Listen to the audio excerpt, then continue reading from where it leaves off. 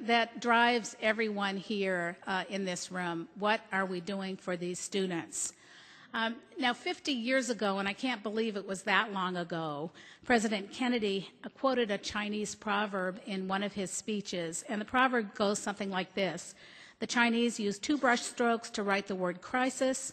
1 brush stroke stands for danger, the other for opportunity. In a crisis, beware of the danger, but recognize the opportunity. And it's really a wonderful little quote because it really sums up where we are right now. We are in dangerous times, as we all know. We're trying to climb our way slowly out of a recession that really has devastated many, many families across the country. I got to see that in Warren, Michigan, where the layoffs were above 16%, and people really didn't have jobs and were really thinking about a future that did look very dim. But at the same time, we have some extraordinary opportunities before us. Now today, even though these numbers change a little, the official federal data says that we have over 9 million students enrolled in America's community colleges. If you go to AACC's website, it's somewhere around 11.7 million. We can talk about the federal data sets. One of the things I'm hoping to fix so that we can all have reliable numbers and we know what we're counting. But actually, in community colleges, that 9+ million students is almost half of who we're serving in all of the 4-year institutions across the country. And we have about 6,000 colleges and universities across the country that include community colleges and 4-year colleges and universities, of which about 1,200 or 1,300, it varies, are community colleges. So you can really see just with those numbers alone how critical what you do is for the future of this country, and that is why we have the American Graduation Initiative going through. We need a successful middle class at all levels, and we need the most disadvantaged families within our entire middle class being part and going through so that they can have those dreams that we all had and reach them. Unfortunately, we're turning away thousands of students today. We don't have the funding to serve all the students. I was on a conference call yesterday with the Central Valley Community Colleges in California. I did a teleconference from Washington, and they were asking, you know, what is going to be the ongoing federal investment going forward? And it's a question I couldn't really answer because the federal government has really built what it's done mostly on challenge grants and some formula. And I think those are political conversations that we need to engage. And I told them I didn't have a silver bullet for them, but I wanted to hear exactly why they thought increasing long-term federal investment would be something that they felt strongly about. And we don't have all the funds. I'm hoping that we can afford health care. I'm looking forward to that, hopefully coming to resolution soon, because it really has held up the American Graduation Initiative going forward, and certainly it's, in addition to what's happening in Afghanistan, on President Obama's plate front and center. But for all of us in this room, our job is to encourage more students to come, to get them prepared for the jobs that we have in the community. If they've never come, but they're older students, working adults, to have them come back and say that they can get an education to move up. Obviously, transferring to the university is a huge part of what we do, but the dire economic times make it terribly difficult to make the choices, and you've seen this in the Chronicle and other news reports. What are we going to offer? We have some terribly difficult choices to make. Do we offer more transfer classes, more remedial classes, more vocational classes? What about adult education? What about continuing education? Those are the decisions that are so important for trustees to grapple with and work with the administration and the faculty to figure out what can you do at a time when we're frozen and we just don't have enough revenues going forward. We know it's critical to prepare the future workforce, and certainly in the larger sense, the advancement of our students is critical to the sustainability of our democratic society.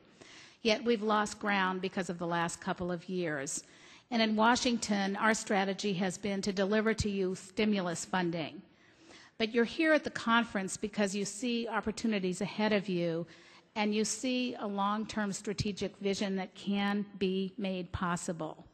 So it's going to be very important that we work together. I've had wonderful meetings with Noah Brown, your leadership in ACCT, and all of the other higher ed associations. People really do want to come to the table and help us frame policy that makes sense. So I really appreciate that leadership in Washington, because we're going to have to work together in new and different ways to prepare the infrastructure for millions more students to come to college and get through college successfully. So even though it's a tough time, this is what we need to do.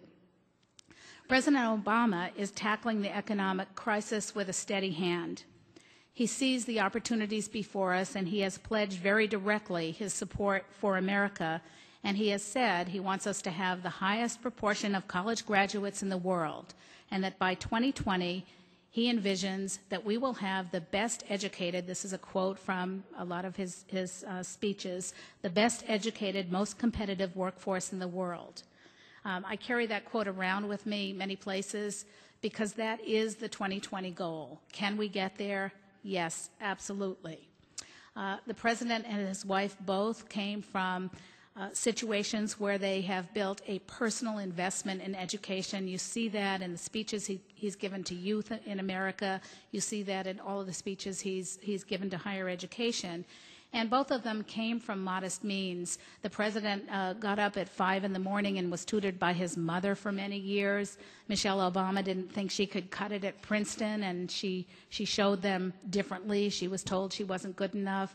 So they've had the kinds of experiences that many of our students have, and probably many of the reasons why you do what you do. So we are very fortunate that we have the chance now to build and rebuild our education system. And we're going to measure our success. I'm going to measure my success on whether the United States has, once again, the highest proportion of college graduates in the world. And I'm going to measure it in 2020. And how am I going to do this? Well, and I hope how are we going to do this? Right now, only about 40% of Americans hold a 2-year or a 4-year degree. And that's the same proportion that was a generation ago. So we've been really stagnant in degree recipients. If we can get to 60% over the next decade, we will meet the president's goal. And just to give you an idea, Canada is 51% right now and growing. They've done tremendous reforms in K-12, and we are reaching out to other countries in the world, Finland, Canada, and others, to see how they do things differently and what can we learn from them that we might apply and shape here in America, and what can we share with them about what has worked in our country that may benefit in the sense that widely shared prosperity that the president talked about this morning. To meet the goal, we have to get a handle on some of our greatest problems in the educational pipeline. And I'll just name a few. Only 7 in 10 high school freshmen graduate with a diploma 4 years later. So we lose 30% of the students between grades 9 and high school graduation, and most of them we lose in grades 9 and 10. I can't remember when we used to lose so many students in the 9th and 10th grade 20 and 30 years ago. This is a terrible phenomenon. So right now, 27% of young people drop out of high school, and every year 1.2 million teenagers leave school for the streets.